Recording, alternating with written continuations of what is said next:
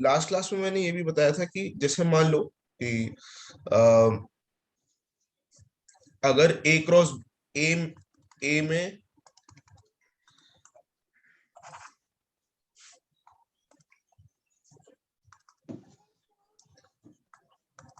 ए में m elements है,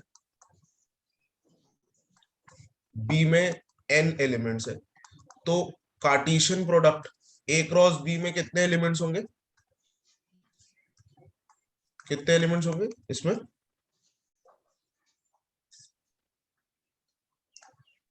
m into n। हाँ। और नंबर ऑफ, तो नंबर ऑफ रिलेशंस कितने हो सकते हैं इस केस में? नंबर ऑफ रिलेशंस इस केस में कितने हो सकते हैं? सबसेट्स है ना, ये सारे सबसेट्स है, तो सबसेट्स कितने होते हैं? 2 to the power mn। Right, right. तो ये तो मैं अभी क्लियर, क्योंकि इसके बाद हम लोग चालू करेंगे टाइप्स ऑफ रिलेशंस। ठीक है, वो बहुत इंपॉर्टेंट है। इस ये छोटा पार्ट है, फंक्शंस के पहले का पार्ट है। चैप्टर का नाम ही होता है ऐसे, सेट्स रिलेशंस एंड फंक्शंस। तो सेट्स एंड रिलेशंस छोटा पार्ट है लेकिन इंपॉर्टेंट है काफी।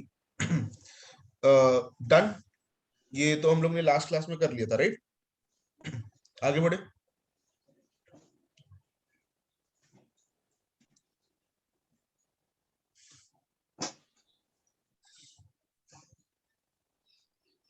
ओके। तो देखो, थोड़ा रिलेशन का आइडिया होना चाहिए। जैसे इसमें इसमें लिखा हुआ है कि ए ए के ये क्वांटिटीज दिए, बी के ये क्वांटिटीज दिए। Relation A A related to B such that A is greater than B. तो इसके आउटपुट कैसे हो जाएंगे? ए बड़ा होना चाहिए, तो वन से तो वन से तो कोई भी तुम नहीं बड़ा नहीं होगा, राइट? 3 से ही बड़ा होगा। 3,2। फिर 3 से और कोई बड़ा नहीं होगा। फिर 5, ये 5 यूज कर रहा हूं मैं। 5 5,2, 5,4। फिर 7, 7,2, 7,4, 7,6। राइट, ये तुम्हारा आउटपुट है। समझ आ रहा है? ये हमें फर्स्ट क्वांटिटी जो है वो ग्रेटर देन सेकेंड क्वांटिटी रखनी है। और ये स्मॉल ए को रिप्रेजेंट कर रहा है, स्मॉल बी को रिप्रेजेंट कर रहा है। ओके, बिल्कुल सिंपल एग्जांपल है।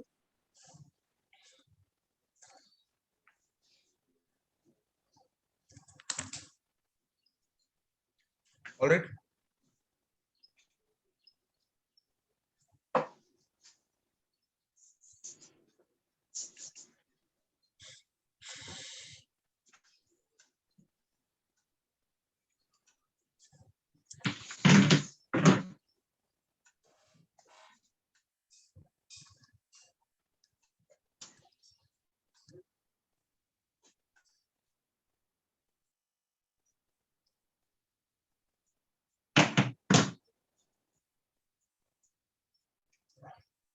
डन।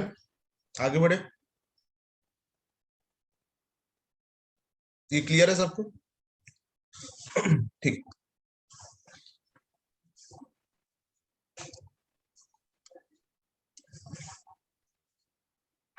ठीक, ये एक और रिलेशन का कि ए ये दिया हुआ, बी ये दिया हुआ है। Relation A related to B, A and B are relatively और को प्राइम। को प्राइम नंबर पता है HCF 1 होता है, मतलब उसका फैक्टर दो। दो ऐसे नंबर जिसके फैक्टर 1 हो। ठीक है, दो ऐसे नंबर लेने हैं जिसका कॉमन फैक्टर 1 हो। जैसे कि अगर मैं रिलेशन लिखता हूं, तो अगर वन वन से तो मैं किसी का भी लिखूं, दोनों का फैक्टर 1 ही होगा। राइट, जैसे 1,2, 1,4, इन दोनों का कॉमन फैक्टर 1 ही होगा। फिर टू टू का टू का मैं किसी के साथ नहीं लिख सकता। टू का मैं 5 के साथ लिख सकता हूँ, राइट? 2,5, क्योंकि 2,2 में दो फैक्टर्स हो गए, 1 और 2। ये बात समझ में आ रही है? राइट। और फिर 3 का 3,2, 3,4, 3,5। फिर 4 भी मैं 2 के साथ नहीं लिख सकता क्योंकि दोनों में दो फैक्टर्स कॉमन हो जाएंगे। 4 का मैं 4 के साथ भी नहीं लिख सकता। 4 का मैं खाली 5 के साथ लिख सकता हूँ क्योंकि उसी में एक फैक्टर आएगा, कॉमन फैक्टर आएगा, राइट। और 5 का मैं 5,2 लिख सकता हूँ, 5,4 लिख सकता हूँ। ये मेरा आउटपुट रहेगा, फाइनल आउटपुट। देखो क्रॉस प्रोडक्ट बहुत सारे होंगे, क्रॉस प्रोडक्ट होंगे 5 × 3 15। तो इसमें से कोई एक सबसेट आ रहा है रिलेशन, इसलिए relation is a subset of Cartesian product. Okay. अब इसमें अगर तुम्हें डोमेन और रेंज लिखना है तो डोमेन जो होगा, जो फर्स्ट एलिमेंट होते हैं वो हो जाते हैं। फर्स्ट एलिमेंट क्या है, 1 2 3 और 4 5, 1 2 3 4 5, है ना।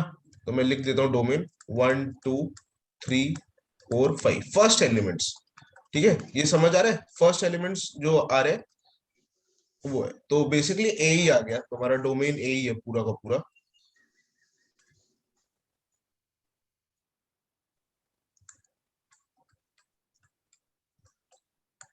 और रेंज, रेंज तो सेकंड एलिमेंट्स आ रहे हैं, तो 2 4 5 आ ही रहा है रेंज में, है ना। तो रेंज तुम्हारा बी आ गया। फर्स्ट एलिमेंट तुम्हारे डोमेन, सेकंड एलिमेंट तुम्हारी रेंज। Is this clear? ये बस थोड़ा सा फील देने के लिए कि तुम्हें रिलेशन इस फॉर्म में भी लिखा होता है रिलेशन, तो आगे देखोगे सच दैट के फॉर्म में भी लिखा होता है रिलेशन। ठीक है।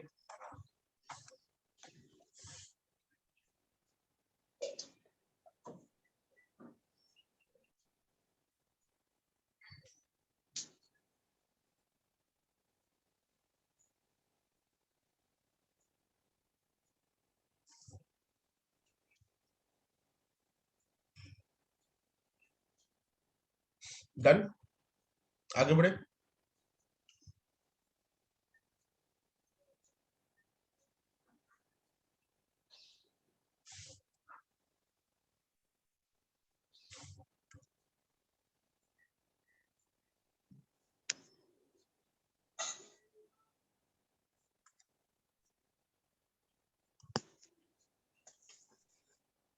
5 1, 5 1 4 1 और 3 1 तुम कैसे कर रहे हो? ए और ए पहले बी बाद में ना, राइट। तो जो तुम्हें इस हिसाब से वैल्यूज लेनी है, मतलब तुम उल्टा नहीं ले सकते हो। तुम्हें ए क्रॉस बी के हिसाब से लेना है। ये ए क्रॉस बी के हिसाब से वैल्यूज जो आएगी, पहले पहले पहले ये वैल्यूज आएगी, ठीक है, बाद में ये वैल्यूज आएगी। तो जो तुम्हारा, तुम बोल रहे हो 5,1, वो पॉसिबल नहीं है क्योंकि ये पहले आना चाहिए, राइट।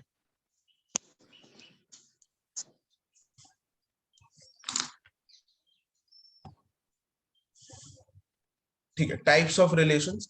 सबसे पहले तो दो सबसे बेसिक रिलेशन देखेंगे, एम्प्टी रिलेशन और यूनिवर्सल रिलेशन। नाम से ही समझ आ रहा है, एम्प्टी रिलेशन का मतलब no elements of A is related to any element of A, जैसे।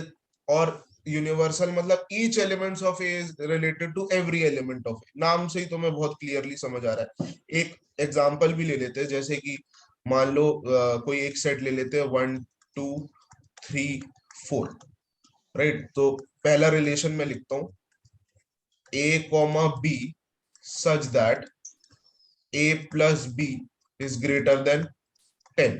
और दूसरा रिलेशन लिखता हूं A comma B such that A plus B is less than 10। तो इसमें बताओ कि कौन सा एम्प्टी रिलेशन होगा और कौन सा यूनिवर्सल रिलेशन होगा, बता सकते हैं?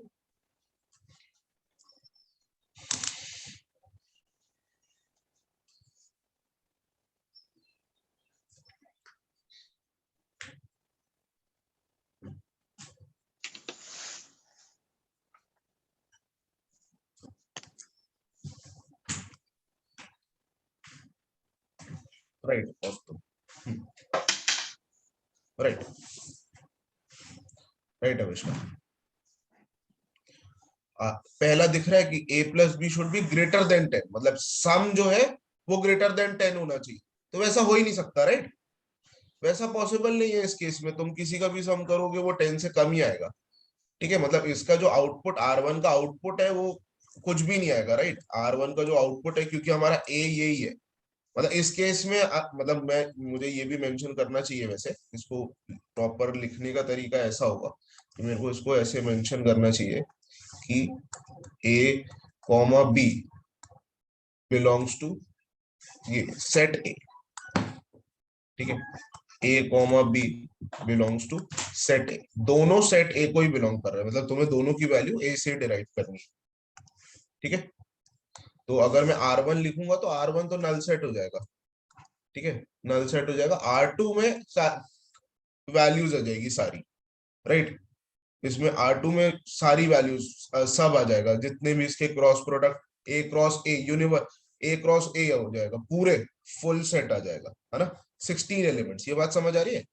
मतलब ऐसा आ जाएगा 1,1 1,2 ऐसे कर करके, मतलब लास्ट में तुम्हें 1,1 1,2 1,3 1,4 2,2 2,3 2,4, ठीक है? ऐसे करके तुम्हें सब मिल जाए, सारे सेट सारे वैल्यूज मिल जाएंगे, जितने भी इसके क्रॉस प्रोडक्ट के वैल्यूज हो सकते हैं, A क्रॉस A के वैल्यूज हो सकते हैं, सब मिल जाएंगे इसमें, ठीक है?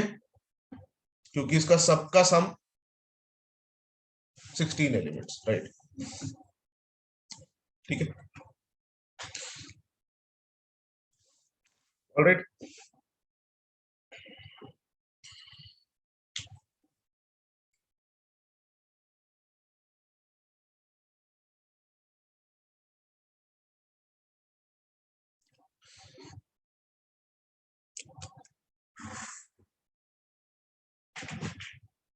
आगे बढ़े। डन।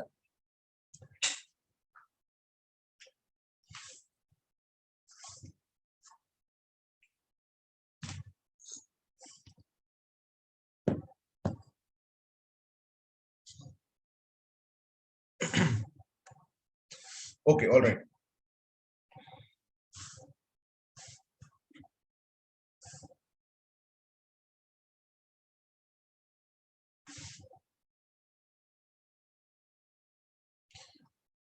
आगे बढ़े ना? ओके, यहां से बहुत इंपॉर्टेंट चीजें स्टार्ट हो रही है।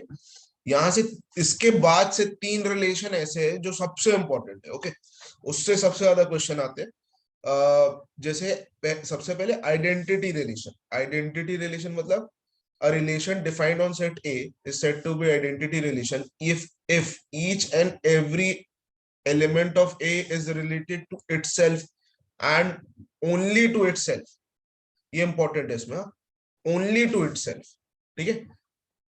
इसका मतलब मैं बता देता हूँ। जैसे कि मान लो कि तुम्हारे पास कोई रिलेशन आ रहा है, उसका आउटपुट कुछ इस तरह का आ रहा है, मतलब कंपलसरी इस तरह का यार, 1,1 2,2 3,3, सिर्फ इसी इसी तरीके का आ रहा है, मतलब सेम एलिमेंट्स आ रहे, A सेम एलिमेंट्स आ रहे तुम्हारे पास, और सिर्फ इसी में आ रहा है, इसी में आ रहा है, मतलब ओनली इटसेल्फ।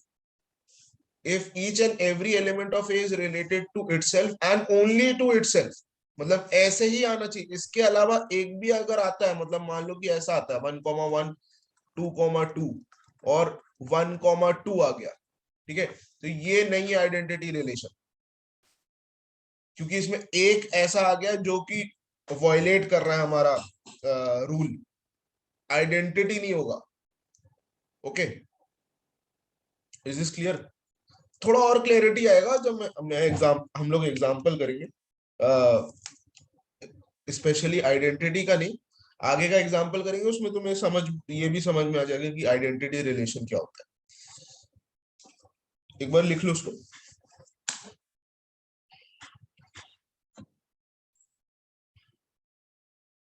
ठीक है, ये एग्जांपल है।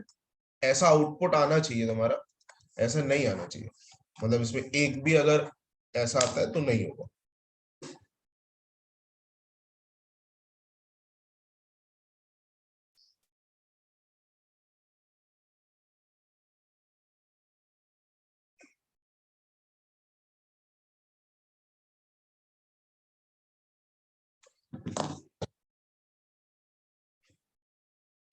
डन।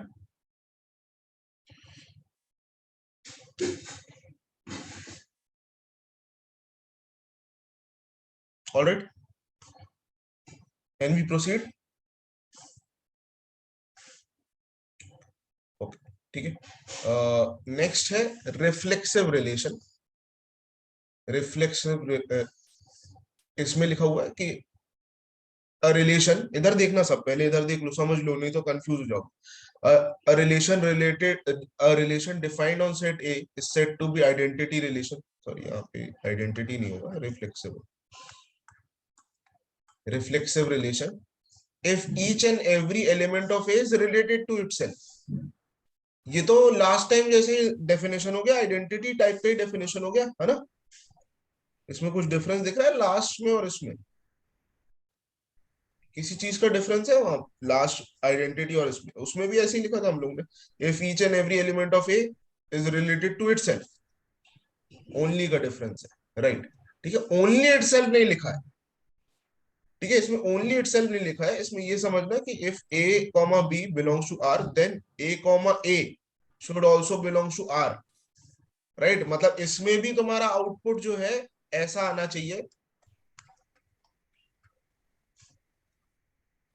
लेकिन सिर्फ ऐसा नहीं आना चाहिए। मतलब अगर ऐसा आता है तो भी ये रिफ्लेक्सिव होगा। ठीक है, तो भी ये रिफ्लेक्सिव होगा।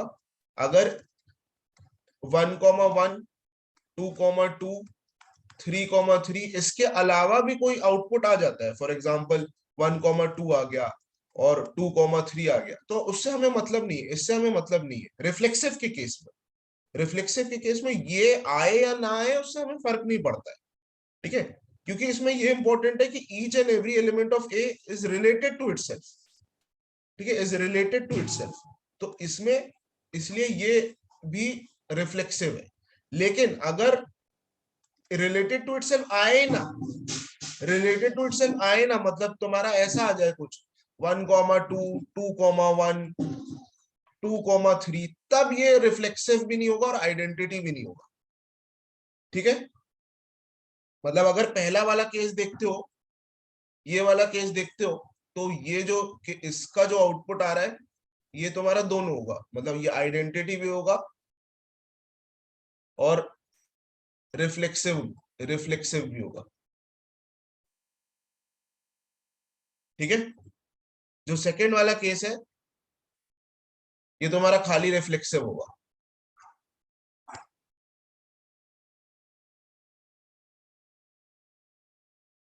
और थर्ड थर्ड वाला केस तो होगा ही नहीं कुछ।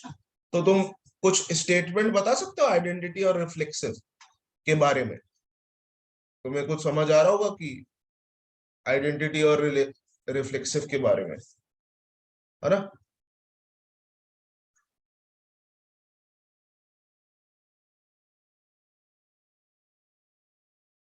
Identity is a subset of reflexive, या फिर ऐसा ऐसा बोल सकते हो कि every identity relation is a reflexive relation, है ना। एवरी आइडेंटिटी रिलेशन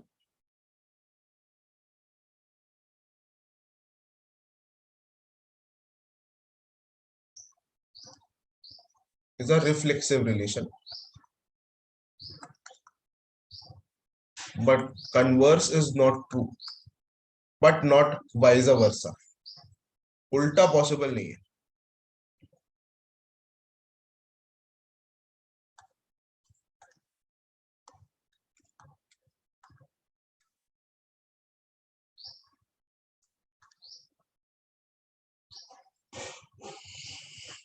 ओके, उल्टा पॉसिबल नहीं है, मतलब रिफ्लेक्सिव रिलेशन जरूरी नहीं है कि आइडेंटिटी रिलेशन हो।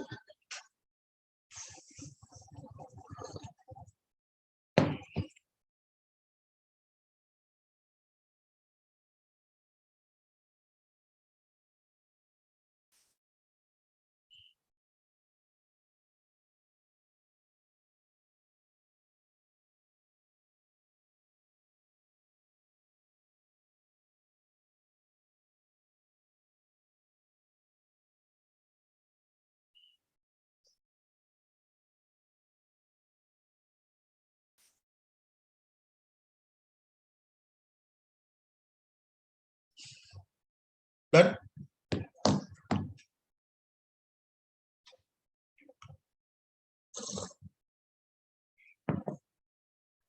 Sir, can you explain the that is part means in above below the definition?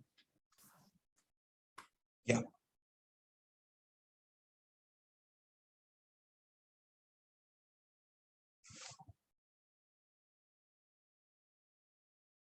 अच्छा, this part, this especially this part ना, ये this part is clear. If A comma B belongs to R, then हाँ, A comma A should be there. yes sir. है ना?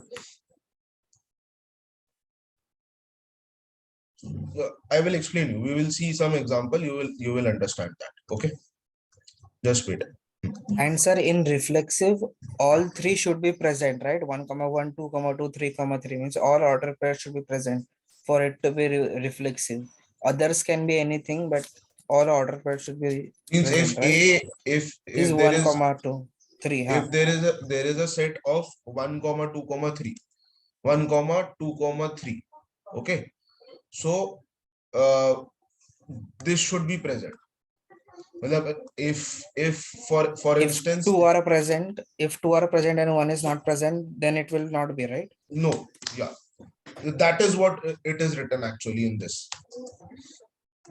That is what it is written in this. If single ordered pair of A comma B such that A comma A, then it's not reflexive. That is what it is written.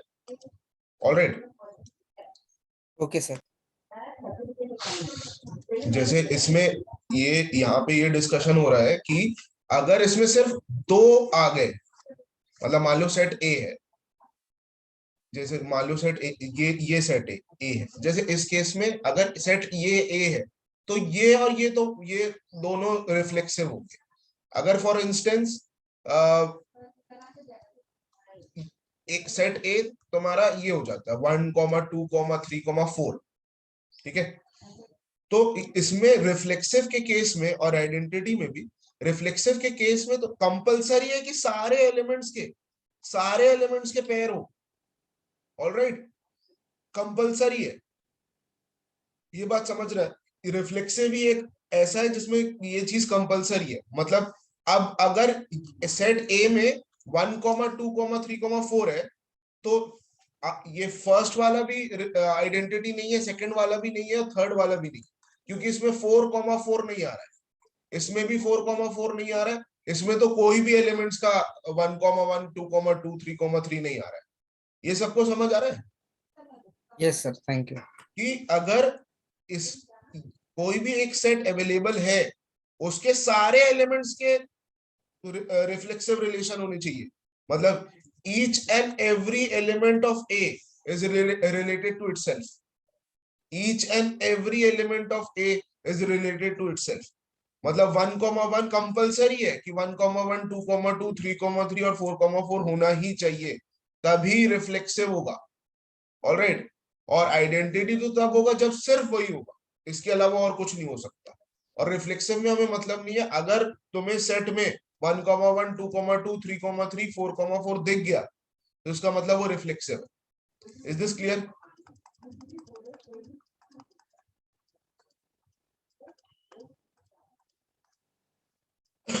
हम लोग example देखेंगे, इसमें काफी questions भी है. Tushar,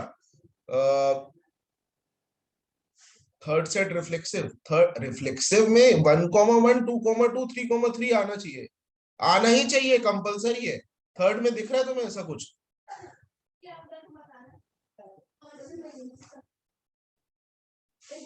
okay, alright. ये तो अभी तुम्हें आउटपुट दिख रहा है. अभी जैसे एग्जांपल हम लोग लेते हैं, अब जैसे हम लोग एक एग्जांपल लेते हैं.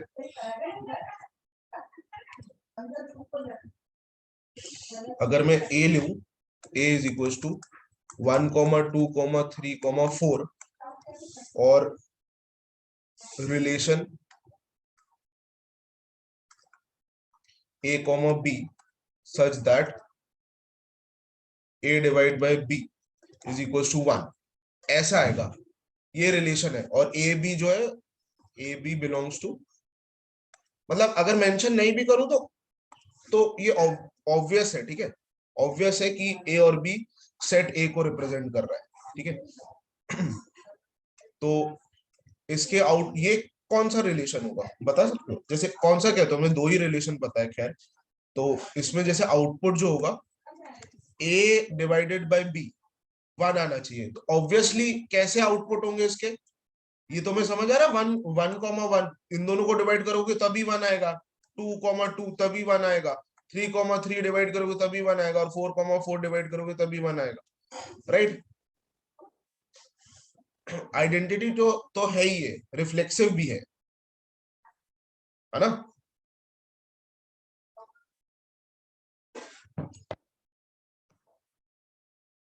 Is this clear?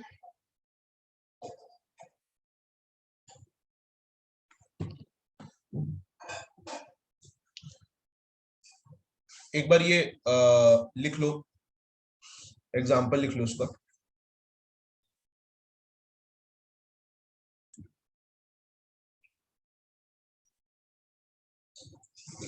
चलो ये मैं R1 लिखता हूँ, ठीक है, ये मैं इसको R1 करके लिखता। एक और रिलेशन लिखता हूँ मैं इसमें R2 कि A comma B such that A divided by B is an integer belongs to integer। Z लिखता हूँ, Z मतलब इंटीजर, जेटा नहीं, Z Z मतलब इंटीजर, ठीक है, ये इंटीजर है। अब बताओ इसके आउटपुट कैसे होंगे R2 के।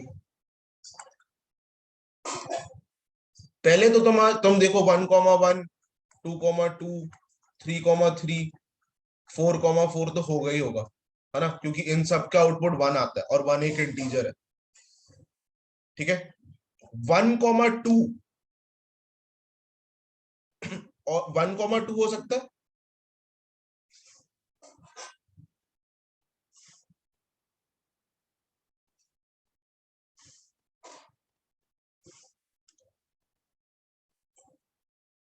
इसके अलावा और कोई आउटपुट हो सकता है?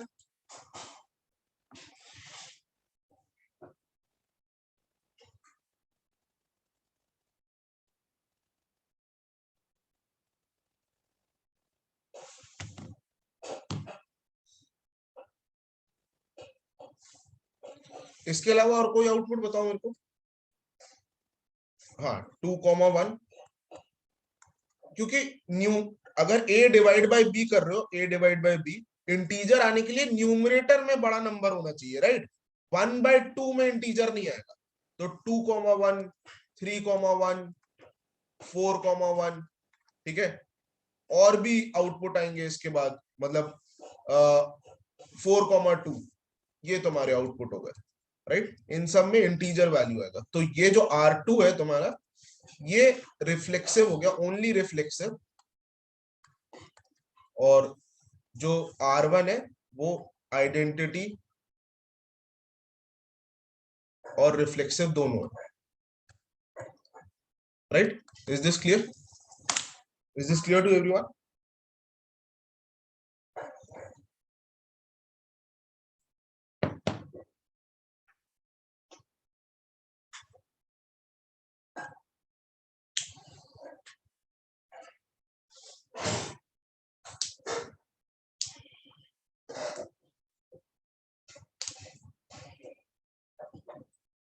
ओके,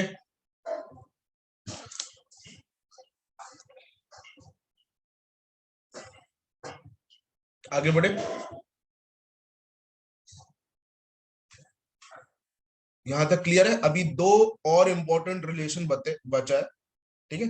तो आगे बढ़ते हैं इसमें हम लोग।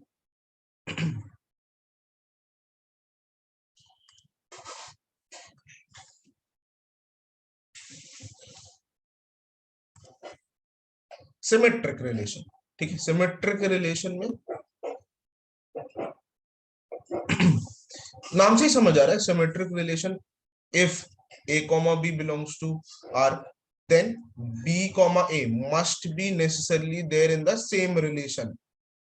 पर इसमें एक चीज देखना, if लिखा हुआ, if लिखा हुआ, if a comma b है तो b comma a होना चाहिए। अगर a comma b नहीं है ऐसा, तो हमें कोई प्रॉब्लम नहीं है। जैसे फॉर इंस्टेंस मैं क्या बताना चाहता हूँ कि जैसे मैं R लिख रहा हूँ, 1,2, अगर 1,2 है तो अगर सिमेट्रिक रिलेशन होना है तो 2,1 होना ही चाहिए, राइट। अगर तुम्हारे पास 2,3 है तो 2,3,2 होना ही चाहिए तुम्हारे आउटपुट में।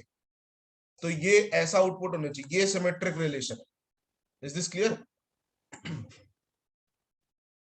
लेकिन फॉर इंस्टेंस कि अगर मैं तुम्हें ऐसा लिखता हूं 1,1 1 2,2 3,3, ठीक है, ये R1 है, ठीक है, ये R2 है। R2 सिमेट्रिक है कि नहीं है? R2 सिमेट्रिक है कि नहीं है, बताएगा कोई?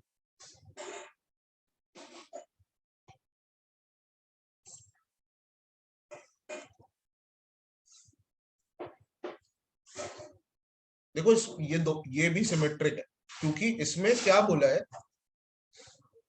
ठीक है, इसमें क्या बोला है, अगर ये, अच्छा इसमें एक चीज देखो ना, 1,1 का सिमेट्रिक क्या होगा, 1,1 ही होगा, राइट, है ना। पर इसमें ऐसा बोला ही नहीं, मान लो कि दोनों डिफरेंट एलिमेंट्स है, इफ एक ए कॉमा बी अगर प्रेजेंट है तो नेसेसरी है कि 2,1 प्रेजेंट होना चाहिए, अगर नहीं है तो कोई प्रॉब्लम नहीं है, तो ये सिमेट्रिक ही रहेगा, सिमेट्रिक भी रहेगा, मतलब ये जो है ये तुम्हारा सिमेट्रिक सिमेट्रिक रिलेशन है, और ये जो है ये तुम्हारा आइडेंटिटी भी है, रिफ्लेक्सिव भी है, और सिमेट्रिक भी है, ठीक है।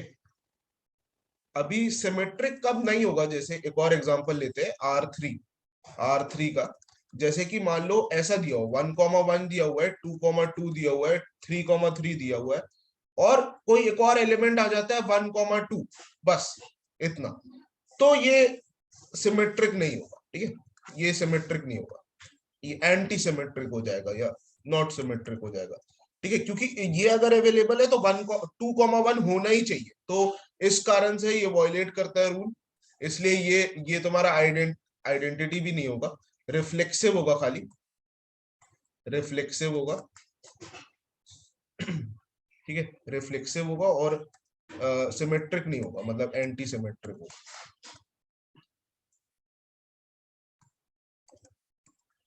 ओके। मतलब अगर मैं सेट ए लिख लेता हूँ 1,2,3, तब ये सब पॉसिबल है।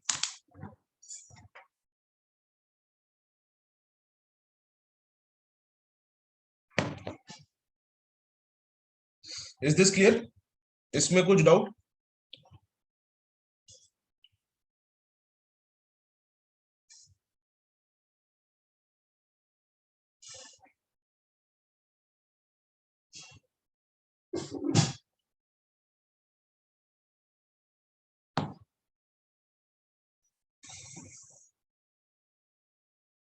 आगे बढ़े। इसमें बहुत इंटरेस्टिंग एग्जांपल्स है, एक दो देखते हैं। ये लिख लिया, ओके।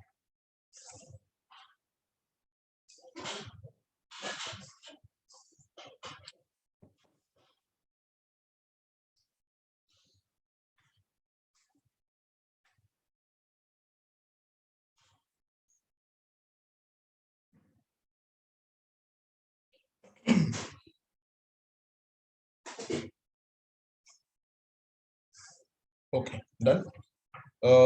एक एग्जांपल देखते हैं, जैसे R is equals to A comma B such that A is perpendicular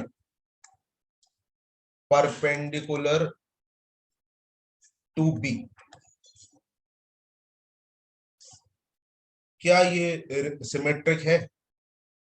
symmetric के लिए क्या चेक करना है तुम्हें, कि अगर A परपेंडिकुलर है B से, तो क्या B भी परपेंडिकुलर होगा A से, राइट? ऑलराइट, तो बहुत ज्यादा सेल्फ एक्सप्लेनेटरी है ये, कि अगर ए पर ए पर ये ए लाइन है और ये बी लाइन है, तो ए अगर परपेंडिकुलर है बी से तो बी भी परपेंडिकुलर हुआ ए से, राइट। ठीक है, तो ये एक सिमेट्रिक रिलेशन हो गया। एक और केस लिखते हैं, जैसे A comma B,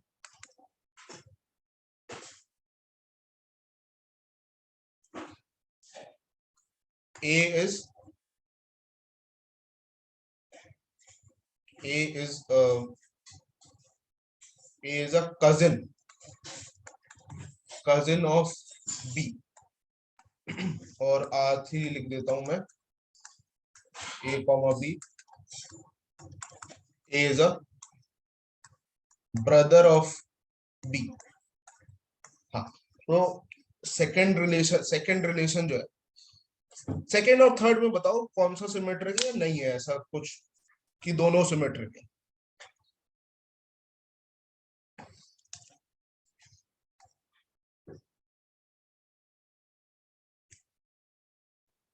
second symmetric है, बराबर। ठीक है, सेकेंड सिमेट्रिक है क्योंकि A is a cousin of B. Cousin कोई भी हो सकता है, सिस्टर या फिर कजिन सिस्टर या कजिन ब्रदर, वो मेंशन नहीं किया, तो इसमें कोई प्रॉब्लम नहीं है। A is a cousin of B, B is a cousin of A, right, तो ये सिमेट्रिक है। पर लास्ट वाला जो है, A is a brother of B, पर इट्स नॉट नेसेसरी कि B is also a brother of ए, है ना, बी सिस्टर भी हो सकता है ना, राइट। इसमें इसमें कंपलसरी नहीं है ना। ओके, तो ये जो है ये सिमेट्रिक नहीं है। Is this clear? सिमेट्री में हमें बस प्लेस चेंज कर देना है हमें, ठीक है, ए और बी के प्लेस चेंज कर देना। और रिफ्लेक्सिव में ए और बी के जगह दोनों में सेम एलिमेंट पुट कर दो, दोनों में ए पुट कर दो, और फिर देखोगी क्या होता है।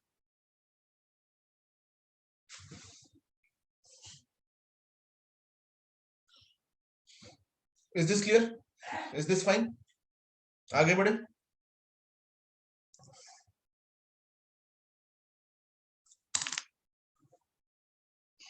Sir, R3 can be symmetric also, no?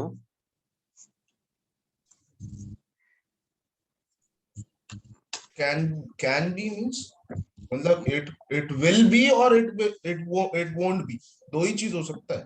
Can भी नहीं हो सकता, मतलब ये हम नेसेसरी नहीं है ना, मतलब आपने नेसेसरी नहीं है ना। हाँ, वही तो मैं बोल रहा हूँ, नेसेसरी एम्बिग्यूटी है ना, नेसेसरी नहीं है, तो तुम कैसे बोल सकते हो कि ये सिमेट्रिक हो। सिमेट्रिक में नेसेसरी होना चाहिए ना तुम्हें कि ये दोनों, जैसे इसमें तुम्हें श्योर है कि A is a perpendicular to B and B is also B will also be perpendicular to A, sure है ना ये बात, इसमें कुछ एम्बिग्यूटी, कुछ कंफ्यूजन नहीं है। A is a cousin of B, B is a cousin of A, पर इसमें जरूरी नहीं है ना, जरूरी नहीं, सिस्टर भी हो सकता ना। सर बट अगर बी ब्रदर हो गया तो फिर सिमेट्रिक हो गया ना।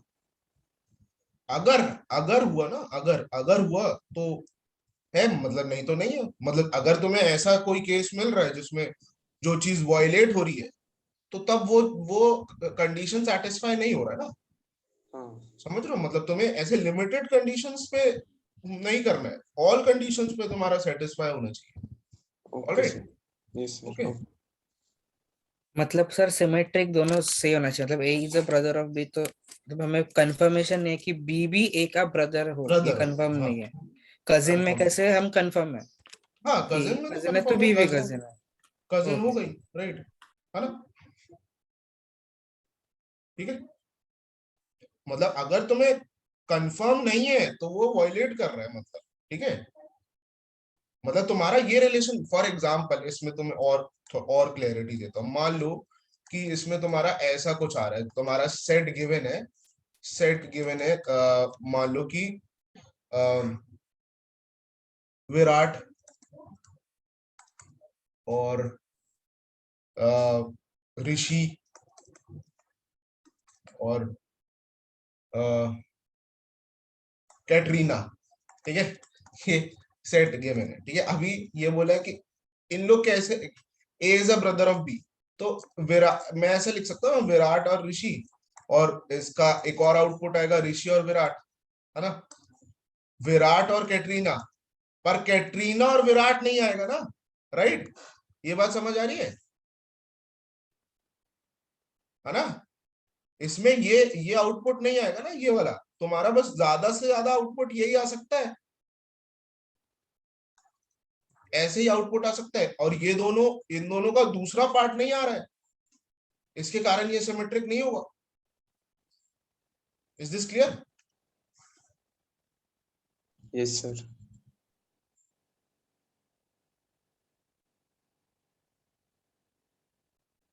हाँ, अगर ऐसा कोई कंडीशन है कि जो बी है वो बॉय है, दोनों बॉय है, तब अगर तुम्हें कंफर्म है दोनों बॉय है, तब तब बात अलग है।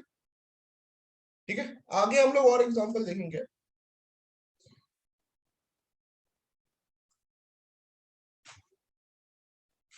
ट्रांजिटिव रिलेशन, ये लास्ट है रिलेशन का, लास्ट रिलेशन है।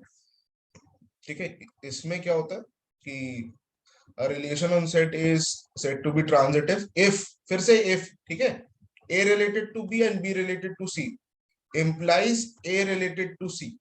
मतलब जैसे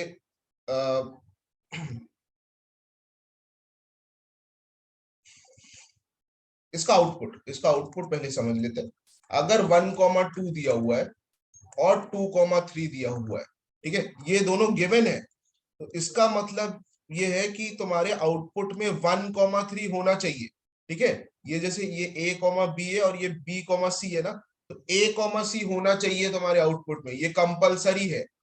कंपलसरी तभी है जब ये तुम्हारे आउटपुट में है, ये जब आउटपुट में तब होना चाहिए, नहीं तो कोई प्रॉब्लम नहीं, नहीं तो ट्रांजिटिव होगा। ठीक है, ये ऐसा होना चाहिए। जैसे फिर से मैं ये एग्जांपल लिखता हूँ, 1,1, 2,2, 3,3। इसमें ऐसा कुछ है ही नहीं कि ऐसा a comma be different set है नहीं। ठीक है, a कॉमा बी और b कॉमा सी है ही नहीं, तो कोई प्रॉब्लम नहीं है। ठीक है, तो ये सब कुछ हो गया, ये वाला तुम्हारा आइडेंटिटी भी हो गया, ये तुम्हें रिफ्लेक्सिव भी हो गया, सिमेट्रिक भी हो गया, और ट्रांजिटिव भी हो गया, क्योंकि उसमें तुम्हारा ऐसा कोई कंडीशन है 1,2, 2,3 और 1,3। ठीक है, जैसे सेट ए 1,2,3 पे हम लोग लिख रहे हैं, तो ये जो है ये तुम्हारा खाली ट्रांजिटिव होगा, ट्रांजिटिव। ठीक है, ये चीज समझ आ रही है? जैसे सर इसमें, हाँ सर बोलो। सेकंड वाला ट्रांजिटिव कैसे होगा? सेकेंड में फिर से वही कंडीशन है ना, इफ 1,2 और 2,3 गिवन है, तभी तुम्हारा ये हो सकता, अगर नहीं गिवन है तो कोई प्रॉब्लम नहीं है। ठीक है, मतलब वो तुम्हें ये बाय डिफॉल्ट तुम्हें, मतलब ट्रांजिटिव का कैसा केस होता है, मतलब जैसे फॉर इंस्टेंस मान लो कि एक बेटर एग्जांपल देखते हैं हम लोग। जैसे R such R is equal to such that a comma b such that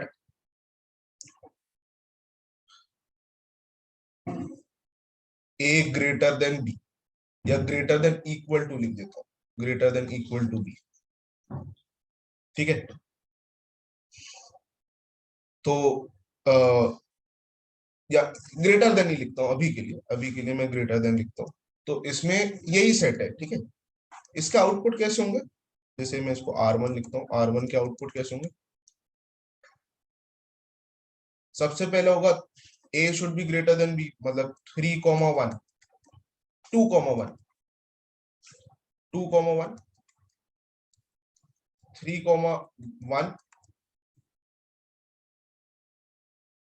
ठीक है, क्योंकि दो सेट है हमारे पास, 1,2,3 और 1,2,3।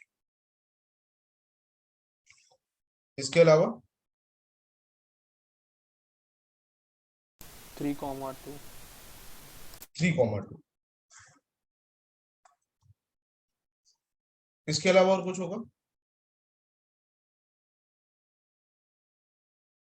ठीक है, तो तुम्हें इसमें ये चीज समझ आ रही है कि अगर 2 ग्रेटर है 1 से, 3 ग्रेटर है 1 से, तो थर्ड केस भी अप्लाई हो रहा है कि 3 भी ग्रेटर है 2 से, राइट? ये इसमें तुम्हारा थर्ड केस भी अप्लाई हो रहा है।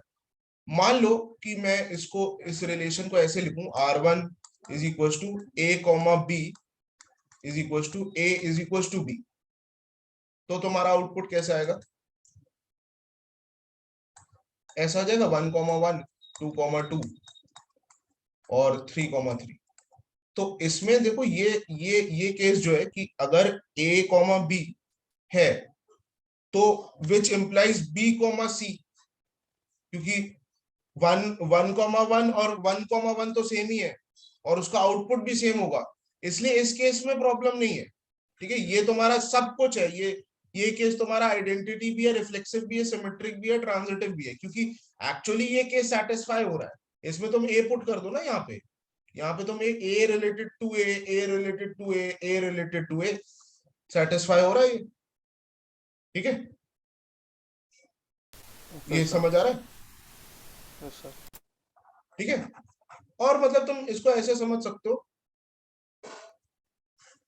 ट्रांजिटिव में देखो, ट्रांजिटिव का क्या है, ट्रांजिटिव में अगर वो तुम्हारे पास दो दो टर्म्स ऐसे है, जैसे चलो और अभी एग्जांपल आएगा तो मैं क्लियर हो जाएगा, फिर भी मैं इसी में बता देता हूँ, और भी क्वेश्चंस आएंगे ऐसे 6-7, तो तुम्हें और क्लैरिटी आ जाएगी क्वेश्चंस करने के बाद, कि अगर 1,2 2,3 है, कि 1 रिलेटेड टू 2 और 2 रिलेटेड टू 3, तो इट्स कंपल्सरी कि 1 शुड बी रिलेटेड टू 3। ठीक है, जैसे इस केस में अब अगर 2 रिलेटेड टू 1 है, 3 रिलेटेड टू 1 है, तो इट्स कंपल्सरी कि 2 और 3 भी रिलेटेड हो। ठीक है, ऑलराइट, यस मतलब सर। इसमें और आउटपुट लिखता हूं मैं, जैसे और क्लैरिटी आएगी तुम्हारे क्वेश्चंस, आगे हम लोग क्वेश्चंस करेंगे। ठीक है, इतना लिख लो अभी के लिए।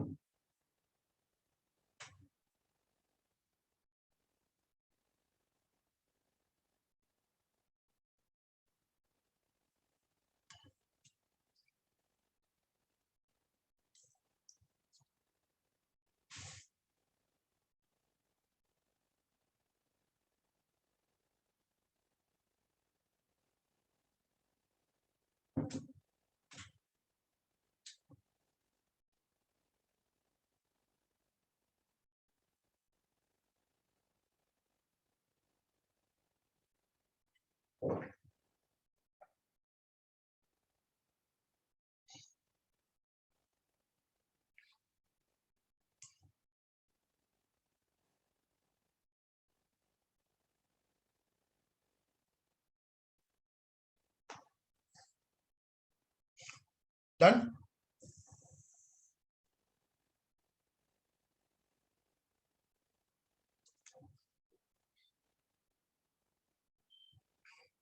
डन।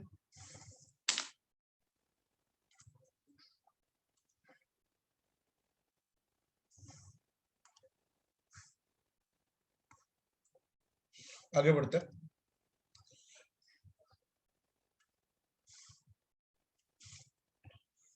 इक्विवेलेंस रिलेशन, इसमें कुछ नहीं होता, अगर if a relation is reflexive, transitive, symmetric and transitive, then it is called equivalence relation. सबसे अच्छा एग्जांपल इसका यही है कि 1,1 1,2,2 और 3,3, सबसे अच्छा एग्जांपल यही है, ये सब कुछ होता है क्योंकि, राइट? अगर सेट ए पे डिफाइन है, इससे बेटर आउटपुट अगर मैं लिखूं तो ऐसा हो जाएगा 1,1, समझना, 1,2,2 3,3 और 1,2 2,1। ये मैं लिखता हूँ, इसमें मेरे को बताना कि ये इक्विवेलेंस है कि नहीं, जैसे थर्ड वाला इक्विवेलेंस, सेकंड वाले इक्विवेलेंस है कि नहीं।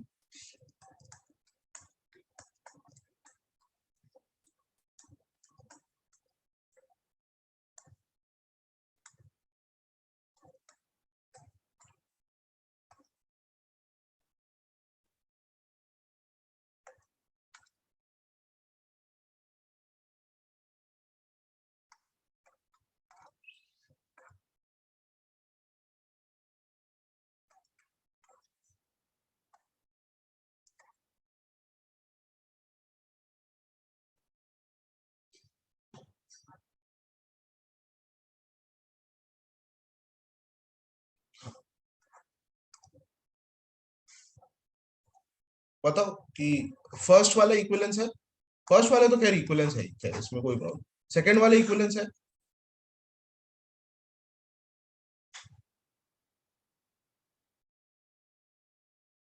नो। थर्ड वाला, थर्ड वाला इक्विवेलेंस है,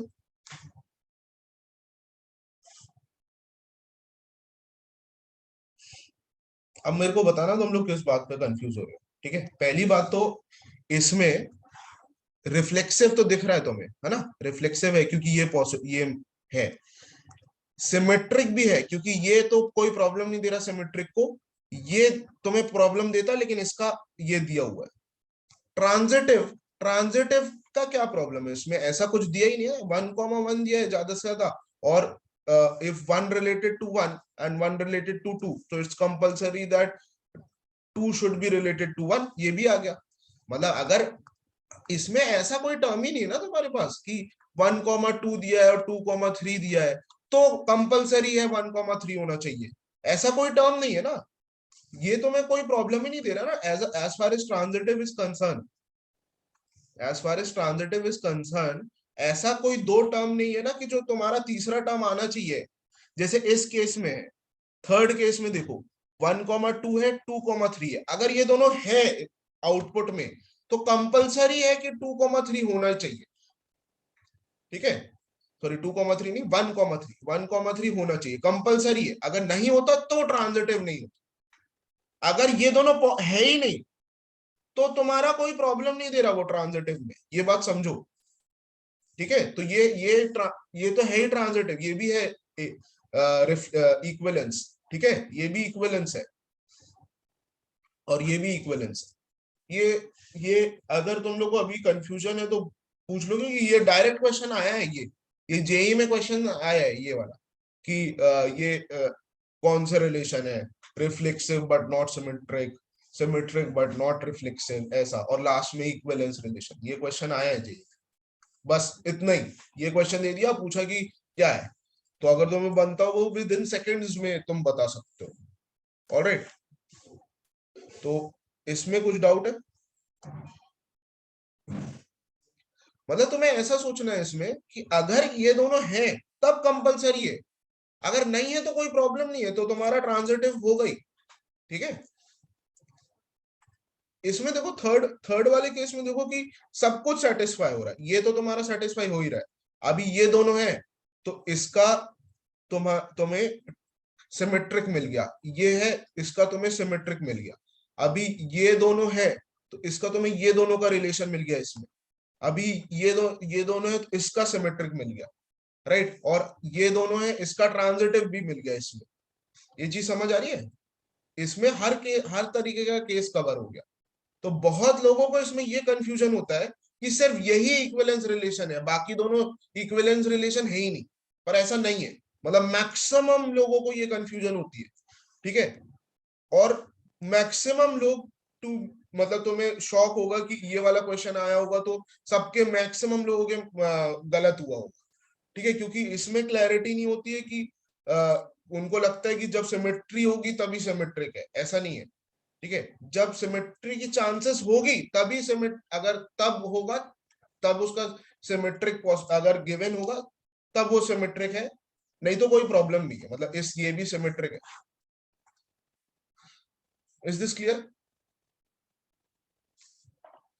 तो हम लोग क्वेश्चंस देखते हैं और क्लैरिटी आएगी इसमें।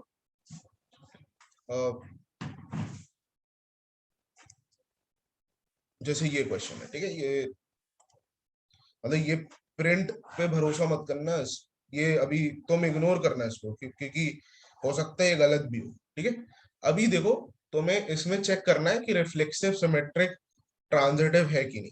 ठीक है, अभी जैसे पहला क्वेश्चन जो है a minus B is an integer, तो इसको कैसे चेक करोगे तुम? ठीक है, अब इसमें ये भी बोला है कि a b belongs to integer. ठीक है,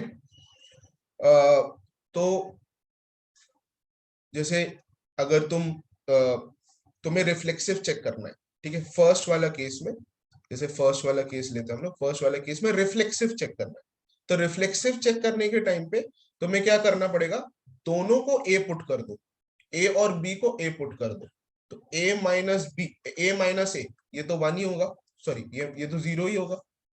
क्या ये इंटीजर है?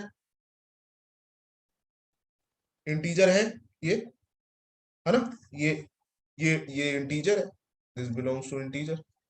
अगर ये इंटीजर है तो रिफ्लेक्सिव होगा।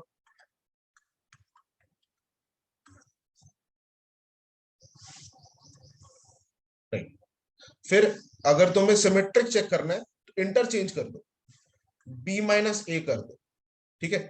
फॉर एग्जाम्पल ले लो, यहाँ पे अगर a 3 है, b 2 है, तो 3 माइनस 2 और 2 माइनस 3 दोनों ही तुम्हें इंटीजर देगा ना, राइट? ये भी तुम्हें इंटीजर ही देगा, राइट? ये भी तुम्हें इंटीजर ही देगा, तो ये सिमेट्रिक हो गया। और रिफ्लेक्सिव के लिए तुम एग्जांपल ले लो, रिफ्लेक्सिव में तो देखो, रिफ्लेक्सिव में मोस्ट ऑफ द टाइम हमें, सॉरी ट्रांजिटिव में मोस्ट ऑफ द टाइम गलत होने के, मतलब गलत होने के चांसेस ज्यादा रहते हैं, मतलब वायलेट होने के चांसेस ज्यादा रहते हैं। तो तुम्हें ऐसा कंडीशन ढूंढना है जो अगर वायलेट कर रहा हो, जबरदस्ती ऐसा कंडीशन नहीं ढूंढना है जो सेटिस्फाई कर रहा हो, ठीक है? तुम्हें जबरदस्त उल्टा करना है, जबरदस्ती ऐसा केस ढूंढना है कि सेटिस्फाई ना हो, ठीक है? कोई भी ऐसा केस मिल जाए तो, पर ऐसा हमेशा जरूरी नहीं है। जैसे इस केस में तुम कुछ भी ले लो नहीं होगा, जैसे तुम ए को 3 ले लिया और बी को ले लिया 5, तो 3 माइनस, और सी भी लेना पड़ेगा, सी को ले लिया 7, तो 3 माइनस 5 जो है, 3 माइनस 5 माइनस 2 हो गया, तो ये सेटिस्फाई हो रहा है। दो कंडीशन सेटिस्फाई होनी चाहिए, ठीक है? और बी माइनस सी मतलब 5 माइनस 7, ये भी -2 हो गया, ये भी सेटिस्फाई हो रहा है। अगर ये दोनों सेटिस्फाई हो रहे हैं, ये दोनों सेटिस्फाई हो रहे हैं, तो इसका मतलब 3 माइनस 7 भी सेटिस्फाई होना चाहिए। मतलब पहले ए बी का कंडीशन देखा, बी सी का कंडीशन देखा, अगर ये दोनों सेटिस्फाई हो रहे हैं तो ये दोनों भी सेटिस्फाई होने चाहिए, मतलब 3 माइनस 7 आ जाएगा -4, राइट? तो ये भी सेटिस्फाई हो रहा है, तो ये रिफ्लेक्सिव, सिमेट्रिक और ट्रांजिटिव, ठीक है? ये क्लियर है क्या? सेकंड वाला मेरे को बताओ, इस पे भरोसा मत करना, ठीक है? ये मैंने मार्क नहीं किया है, ये ऑलरेडी प्रिंटेड है, तो इस पे भरोसा नहीं करना। तुम खुद से करके बताओ कि ये सही है कि नहीं है। कि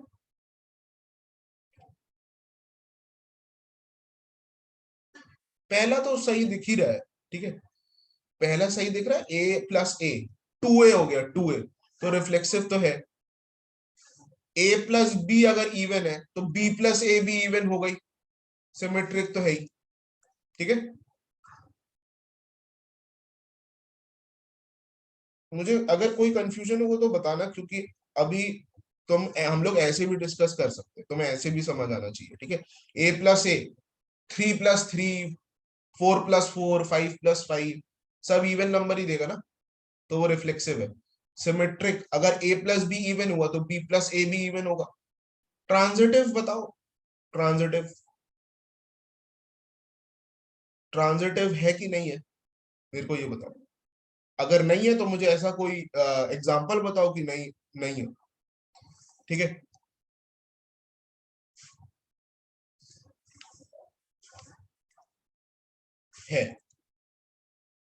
है ट्रांजिटिव, ठीक है? ये है ट्रांजिटिव। तुम ये नहीं है तो मेरे को भी केस बता दो, जैसे मैं एक कोई ये लिख लिया क्या तुम लोगों ने, फर्स्ट वाला?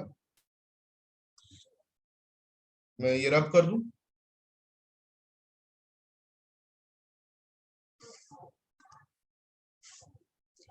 ठीक है, सेकंड वाले केस में अगर डाउट हो तो बताना, वैसे तो बहुत सिंपल है।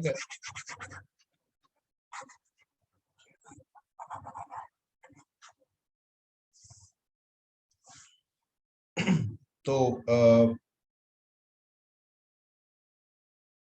जैसे सेकंड वाले केस में ट्रांजिटिव चेक करते हैं, ए प्लस बी इवन होना चाहिए। ए प्लस बी, तुम्हें तीन ऐसे नंबर चाहिए, ठीक है? जैसे मान लो कि मैं यहाँ पे 2 लेता हूँ, अब a प्लस बी तो मुझे इवन चाहिए, अगर मैंने यहाँ पे 2 लिया तो यहाँ पे मुझे इवन ही लेना पड़ेगा, है ना, तभी a प्लस बी इवन आएगा, और तभी b प्लस सी भी इवन आएगा अगर मैं यहाँ पे इवन लूंगा। ठीक है, समझ आ रहा है? तो a प्लस सी भी इवन हो जाएगा, है ना, अगर मैं इवन नंबर ले लिया। ये तो एक केस हो गया कि ये भी ये a प्लस बी 6 आ गया, ये आ गया 10 और ये आ गया 8, तो तीनों इवन हो गए, तो ये सेटिस्फाई कर रहा है ट्रांजिटिव, है ना। अगर ऑड लेते हो, यहाँ पे तुम ऑड नंबर लेते हो 3, अब अगर 2 के जगह 3 लेते हो, 2 मैं नहीं ले रहा हूँ, 2 की जगह मैं 3 ले रहा हूँ, तो अगर मुझे ये चीज समझना कि मुझे ये 2 केस तो खुद से सेटिस्फाई कराने, और थर्ड केस अपने आप सेटिस्फाई होना चाहिए। ये बात समझ आ रही है? 2 केस तो मेरे को खुद सेटिस्फाई कराने, ठीक है। तो अगर मैंने इस a की जगह 3 लिया, तो b की जगह मुझे ऑड टर्म ही लेना पड़ेगा, तभी a plus be even number होगा, राइट। तो मतलब मुझे, अगर मैं यहाँ पे लेता हूँ 5, तभी ये इवन नंबर होगा। अभी ये भी ऑड हो गया तो यहाँ पे भी मुझे ऑड ही लेना पड़ेगा, तभी b प्लस सी इवन होगा। जैसे मैंने ले लिया 7, अब 3 प्लस 7, क्योंकि ऑड प्लस ऑड भी इवन ही होता है, तो ये भी इवन ही होगा, राइट। तो ये इवन है, ये ट्रांजिटिव है। ये चीज सबको समझ आ रही है? जो डिस्कस कर रहे हैं सबको समझ, किसी को अगर नहीं आ रहा है क्लियरिटी पूछ लो, ठीक है। इसमें ज्यादा कुछ ऐसे मैं लिख कर कुछ बता नहीं सकता हूँ, ऑलराइट, मतलब हमें डिस्कस करना पड़ेगा इसमें।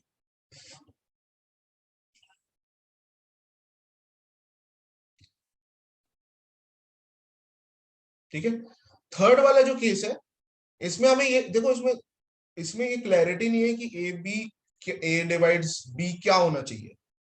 ठीक है, अब जब क्लैरिटी नहीं है, कि ए डिवाइड्स बी क्या होना चाहिए, तो हम ऑब्वियसली नेचुरल नंबर कंसिडर करेंगे। ठीक है, मतलब ऐसा नहीं आएगा जेई में, वो परेशान मत हो। तो ये हम नेचुरल नंबर कंसिडर करेंगे। ठीक है, तो हम लोग थोड़ा सा अजम्पशन लेते हैं हम लोग क्वेश्चन में, तो जैसे इसको नेचुरल नंबर हम अज्यूम करते हैं। तो अब बताओ मुझे कि ये रिफ्लेक्सिव है कि सिमेट्रिक है कि ट्रांजिटिव है। ठीक है, ए डिवाइड्स में भी नेचुरल नंबर होना चाहिए। बताओ मेरे को कि ये रिफ्लेक्सिव है कि सिमेट्रिक ट्रांजिटिव है। यस, नहीं।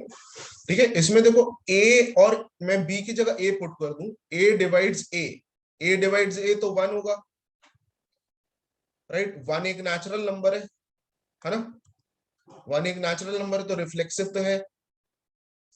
ए डिवाइड्स बी, तो बी डिवाइड्स ए, जरूरी नहीं है नेचुरल नंबर हो, है ना।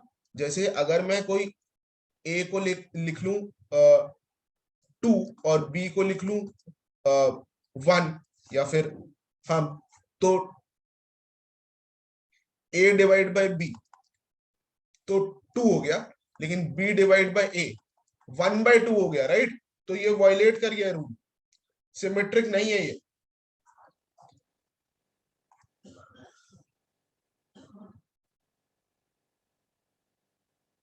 ओके, और ट्रांजिटिव भी नहीं होगा ये, मतलब तुम एग्जांपल ले सकते हो इसमें। कोई बताओ मेरे को, एग्जांपल बताओ अच्छा इसमें, कि एग्जांपल क्या लोगे। 2,4 और 3,9। हाँ सर। नहीं, 3 तुम्हें ऐसे लेने हैं ना, तुम्हें 3 ऐसे लेने हैं कि जिससे पहले तो a कॉमा बी सेटिस्फाई हो और b कॉमा सी सेटिस्फाई, मतलब a बाय बी एक नेचुरल नंबर आए और b बाय सी एक नेचुरल नंबर आए। पहले तो ये दोनों केस सेटिस्फाई होना चाहिए। हाँ, 2 4 8, तो 2/4 उल्टा उल्टा लिख रहे हो तुम, ऐसा लिखो इसको, यहाँ पे 8 लिख लो, इसको 4 लिख लो, इसको 2 लिख लो, 8/4 यहाँ पे 2 आ गया, b बाय सी ये भी 2 आ गया, a बाय सी भी 4 आ गई है, तो सही है, बता रहा है। और कुछ ऐसा तुम्हें क्या तुम्हें समझ में आ रहा है इसमें? तुम्हें ऐसा लग रहा है ना, इस क्वेश्चन देख के ऐसा लग रहा है ना कोई ऐसा केस हो सकता है जो वायलेट करे। ठीक है, तो तुम वो केस ढूंढो। बता सकता है कोई कि क्या केस होगा? अगर नहीं बता सकते केस तो फिर वो ट्रांजिटिव है। ठीक है, तो ये दोनों को तो तुम्हें सेटिस्फाई कराना पड़ेगा।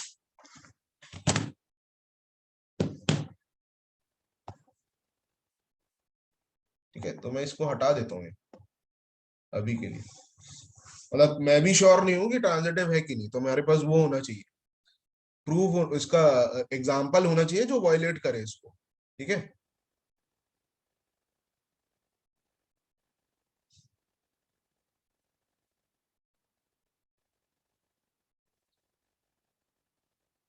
या नहीं कर रहा है तो वो कोई प्रॉब्लम नहीं, ट्रांजिटिव भी हो सकता है ऐसा। ये है नहीं कि जबरदस्ती ढूंढते ही जा रहे हो।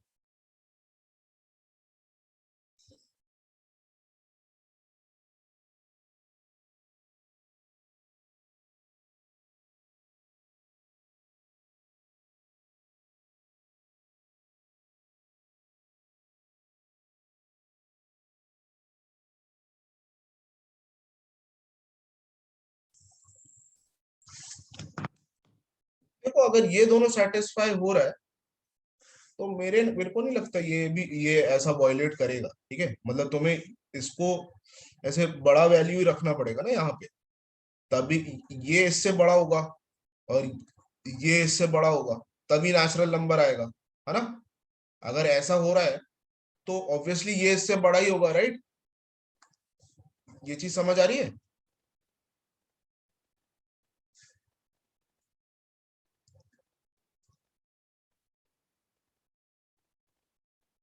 मतलब अगर ऐसा यहाँ पे तुम्हें, जैसे तुम यहाँ पे लिखते हो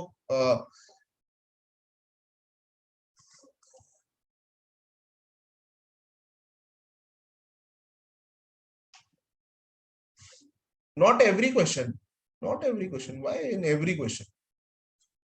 कुछ क्वेश्चन में ऐसा होगा कि वॉयलेट करे, तुम्हें वो ढूंढना है। जैसे इसमें हम लोग वही ढूंढ रहे हैं कि कोई वॉयलेट होगा, लेकिन हम लोग इस लॉजिकल कंक्लूजन में निकल रहे हैं कि अगर मुझे इसको नेचुरल नंबर बनाना है तो obviously A should be greater than B. अगर ए ग्रेटर देन बी हो गया और बी ग्रेटर देन सी हो गया तो ऑब्वियसली ए ग्रेटर देन सी हो जाएगा ना, राइट? और वो नेचुरल नंबर आ जाएगा। ठीक है, हम मतलब हमें ऐसा ट्रांजिटिव में कभी कभी ऐसा हो सकता है कि तुम्हें तुम ऐसे एग्जांपल्स लेते जा रहे हो जो सेटिस्फाई कर रहे हैं, कभी कभी, हमेशा नहीं। जैसे इसमें तुम्हें श्योर हो गया क्योंकि हम लॉजिकल कंक्लूजन में आ गए एक की, जैसे मान लो मैं इसको 8 4 2, तो 8/4 ये 2 हो जाएगा, ये भी 2 हो जाएगा और ये 4 हो जाएगा, तो ये तो ट्रांजिटिव है, राइट? कोई प्रॉब्लम नहीं इसमें। और भी मतलब जनरल केस ही ले लिया कि A greater than B, B greater than C है तो ए ग्रेटर देन सी होगा। Is this clear? फोर्थ वाला बताओ मेरे को।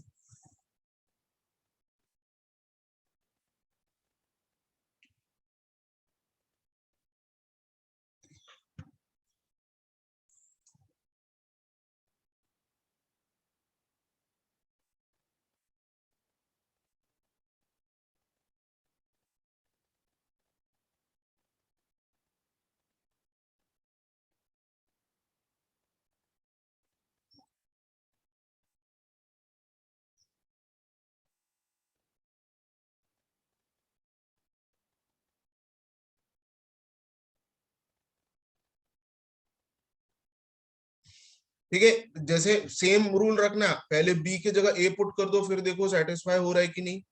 फिर ए बी को इंटरचेंज कर दो, फिर देखो। और फिर थर्ड वाले केस में तो एक अगर एग्जांपल ले सकते हो तो एग्जांपल ले लो।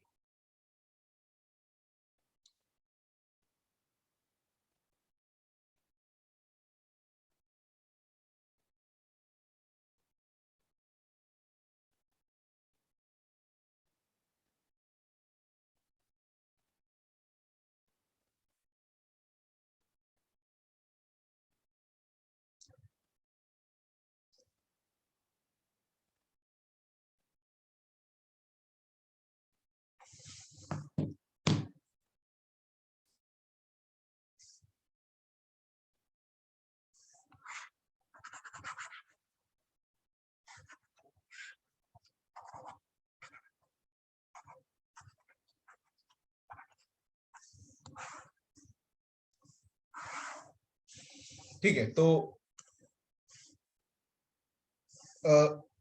फर्स्ट वाले केस में मैं ए और बी को सेम कर देता हूं, तो ये हो जाएगा A square minus 4a square plus 3a square, ये तो 0 हो गया। ठीक है, ये सेटिस्फाई कर रहा है, रिफ्लेक्सिव तो है। अगर तुम ए और बी को इंटरचेंज करते हो, अगर ए और बी को इंटरचेंज करते हो, तो ये B square minus 4ab plus 3a square, ये तो नहीं है, दिख रहा है ना, ये 0 होता है, ये थोड़ा ना 0 होता है, तो ये पॉसिबल नहीं है, राइट? तो सिमेट्रिक नहीं है। अब ट्रांजिटिव का बताओ मेरे को, ट्रांजिटिव होगा कि नहीं, और ट्रांजिटिव नहीं है तो कैसे बताओगे नहीं है ट्रांजिटिव?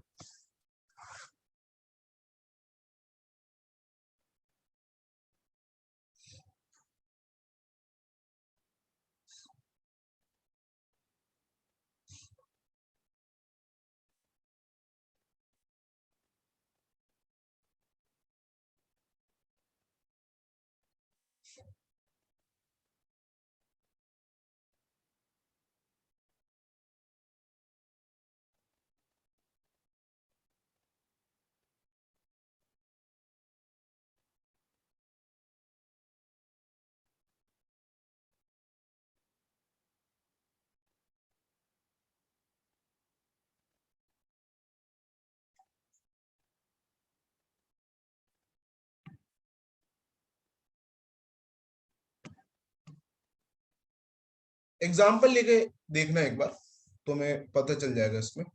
ठीक है, ये एक बार तुम लोग खुद देखना क्या होगा। मेरे को अभी फिफ्थ फिफ्थ बताओ जल्दी से, फिफ्थ बताओ जल्दी से अभी के लिए। फिफ्थ क्या होगा? ए अभी तुमने दे दिया कि A B is a set of girls, ठीक है, तो A is a sister of B, तो रिफ्लेक्सिव तो नहीं होगा obviously, A is a sister of A का कोई सेंस नहीं बन रहा है, right? A is a sister of B, B is a sister of A, तो ये सिमेट्रिक है। Transitive, transitive, A is a sister of B, B is a sister of सी, तो obviously A is a sister of C, है ना, transitive भी होगा, right? फिर मुझे सिक्स्थ बताओ। A is a perpendicular of, A is a perpendicular line to B, A is a perpendicular line to B, या अगर तुम इसको ऐसे पढ़ोगे, इन अ प्लेस नहीं है, इन अ प्लेन है, ठीक है, in a plane, in a plane A is perpendicular to line A, इसका कोई सेंस नहीं बन रहा है, तो रिफ्लेक्सिव है नहीं। A is perpendicular to B, B is perpendicular to A, तो ये सिमेट्रिक है, ठीक है। अगर ए ये है तो बी ये हो गया। ट्रांजिटिव कैसे होगा लेकिन? A is perpendicular to B, B is perpendicular to C, एक ही प्लेन में हो रहा है, 3D में नहीं हो रहा है। 3D में होता तो भी एक बार चांस होता, ठीक है। तो अगर बी के भी परपेंडिकुलर है तो ए और सी कैसे परपेंडिकुलर हो जाएंगे, राइट? कबीर, समझ आ रहा है? ये ट्रांजिटिव नहीं है।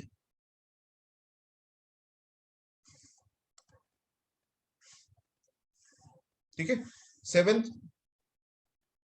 A is less than B, ये देखो पहला रिफ्लेक्सिव तो होगा नहीं, A is less than A का कोई मतलब नहीं है, सिमेट्रिक भी नहीं होगा। 2 अगर लेस देन 3 है तो 3 लेस देन 2 नहीं है, पर ट्रांजिटिव होगा। ये ट्रांजिटिव का ही एग्जांपल है, एक्चुअली स्टैंडर्ड एग्जांपल है कि 2 अगर लेस देन 3 है और 3 अगर लेस देन 5 है तो ऑब्वियसली 2 लेस देन 5 होगा, ठीक है। ये स्टैंडर्ड एग्जांपल ये ट्रांजिटिव का, राइट? यहां तक सबको क्लियर है, सेवेंथ केस तक। एक एक रह गया, इसमें एग्जांपल देखना तुम लोग, तो वो मैं अभी नहीं बता रहा हूँ, तुम लोग इसमें एग्जांपल खुद देखना और चेक करना इसमें। अब ये बताओ लास्ट वाला, मेरे लास्ट वाला बताओ, ये तो मैं ये वाला जो है ये कई एग्जाम में भी आ चुका है, मेरे ख्याल से KVPY वगैरह में आ चुका है ये।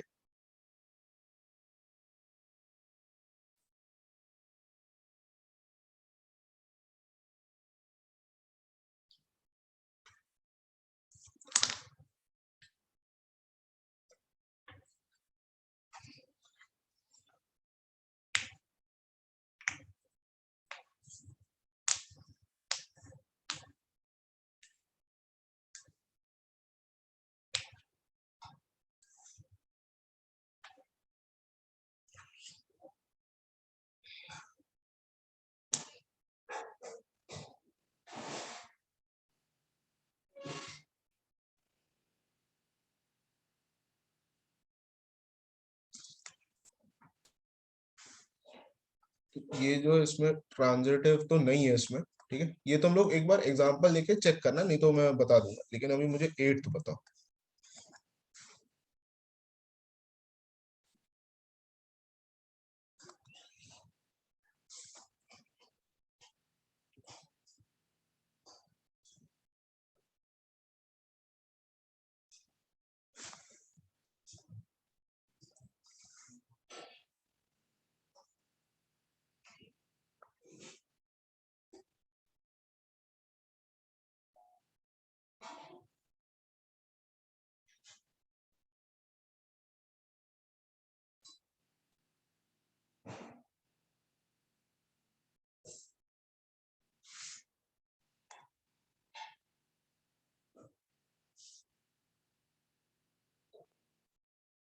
No reflexive, no symmetric, no transitive, sorry yes transitive yes.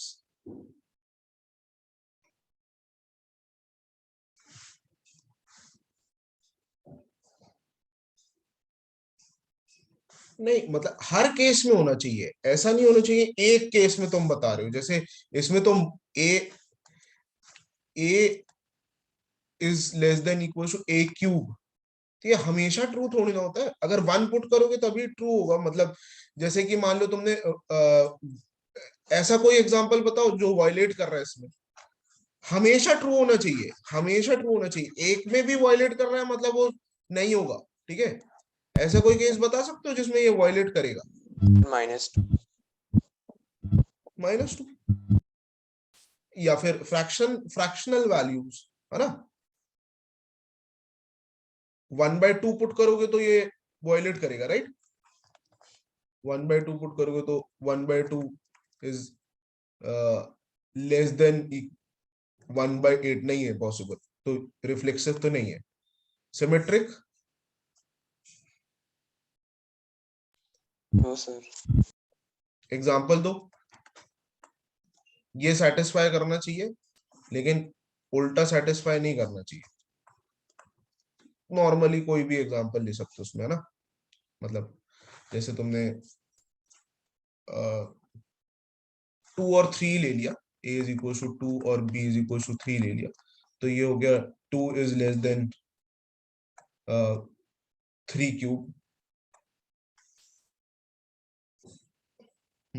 ये सही है। और यहाँ पे 3 is less than equal to 2 cube, यहाँ पे भी सही आ रहा है। कुछ बड़ा, थोड़ा बड़ा वैल्यू लेते हैं, बड़ा वैल्यू लोगे तो नहीं वायलेट कर जाएगा। यहाँ पे 10 ले लेते हैं, है ना, तो यहाँ पे 10 क्यूब आ गया। 10 इज लेस देन 8, तो ये सेटिस्फाई नहीं कर रहा, राइट। ये चीज समझ आ रही है, ये चीज समझ आ रही है ना, मैंने क्यों बड़ा वैल्यू ले लिया, क्योंकि मैं चाहता था वायलेट, मुझे पता है कि कुछ वैल्यू ऐसी आएगी जिसमें वायलेट करे, ठीक है। फिर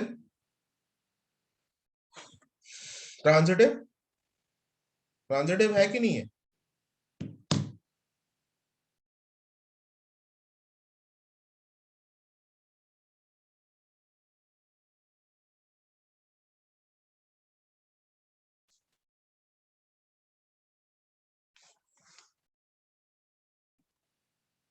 है तो मुझे एग्जांपल बताओ, या फिर मतलब फिर से मैं बोल रहा हूँ, ऐसा कुछ सोचो जो मतलब जैसे इसमें तुम्हें क्या करना है, a is less than equals to b cube, b is less than equal to c cube, तो that implies a should be less than equal to c cube, ये प्रूफ करना है, और ये दोनों तुम्हें सेटिस्फाई करने, तुम्हें सेटिस्फाई करने, ठीक है।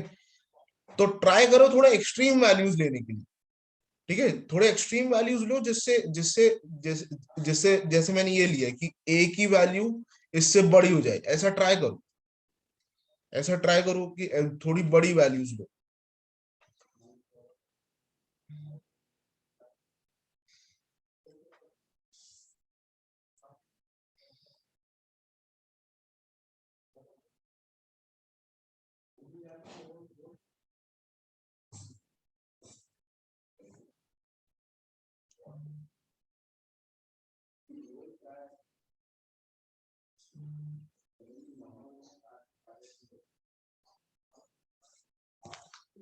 कोई बताएगा एग्जांपल ऐसा? मतलब ए की वैल्यू मुझे मेरा एम क्या है, ए की वैल्यू ऐसा कुछ हो सकता है कि जो सी की ऐसी वैल्यू से भी बड़ी हो। मतलब जैसे मान लो कि मैंने ए ले लिया 100 लेके देखते हैं, या 10 लेते हैं, पहले 10 लेते हैं, 10 से तो मैं समझेगा 10, और ये मैं बी ले लेता हूँ 5 क्यूब, तो ये तो सेटिस्फाई कर रहा है, और 5 इज लेस देन, ये ले लेता हूँ मैं 2 क्यूब, तो ये भी सही है, ये भी सही है, ये दोनों सही है, तो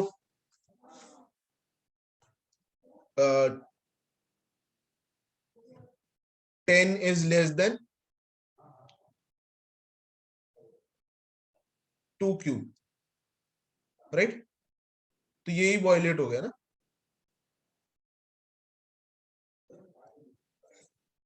ten is less than 125, 5 is less than 8, and 10 is less than 2 cube, या तो 100 is less than 5 cube, 5 is less than equals to 2 cube, और 100 is less than equal to 2 cube. ठीक है, ये देखो वॉयलेट हो गया, दिख रहा है, समझ आ रहा है? Is this clear?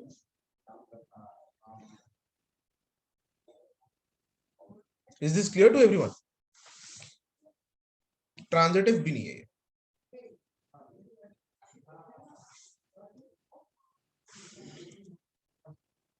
ओके,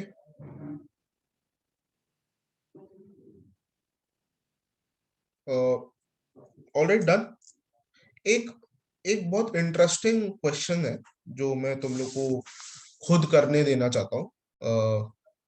वो तुम बस सुन लो और खुद ट्राई करना। ये लिख लिया गया सबने? ऑलराइट, ठीक है। तो एक क्वेश्चन है, मैं मेरा जब भी नेक्स्ट सेशन होगा, या फिर जैसे एडवांस का सेशन होता है क्वेश्चन का, तब हम लोग डिस्कस कर सकते हो, क्योंकि वो एडवांस का ही है। तो मतलब अच्छा एडवांस, मेंस एडवांस ऐसा कुछ होता नहीं है, कॉन्सेप्चुअली बहुत अच्छा क्वेश्चन है। जैसे कि मैंने तुम्हें एक क्वेश्चन पूछा था कि ए में अगर n एलिमेंट्स है, ए में n एलिमेंट्स है, बी में m एलिमेंट्स है, तो बता number of elements in A cross B कितने होंगे? ये तुम लोग ने बताया था n इंटू एम। फिर हम लोग ने ये देखा था कि नंबर ऑफ रिलेशंस कितने होंगे? 2 टू द पावर mn, है ना? ये नंबर ऑफ रिलेशन है। अब मेरा ये क्वेश्चन है, इसमें मुझे ये बताओ नंबर ऑफ रिफ्लेक्सिव रिलेशन कितने होंगे?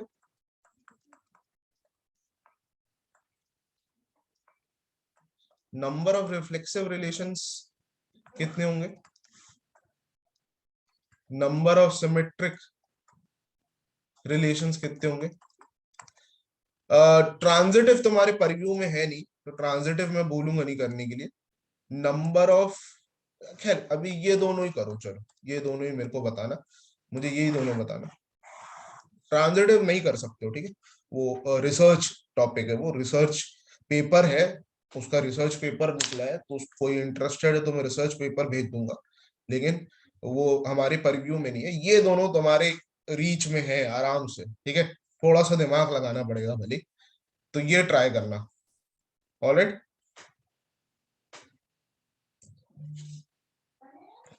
Okay, is this clear?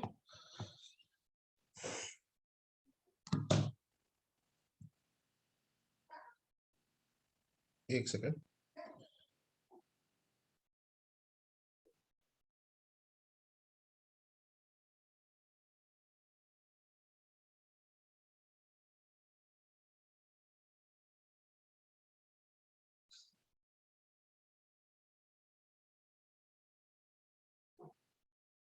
Okay, all right.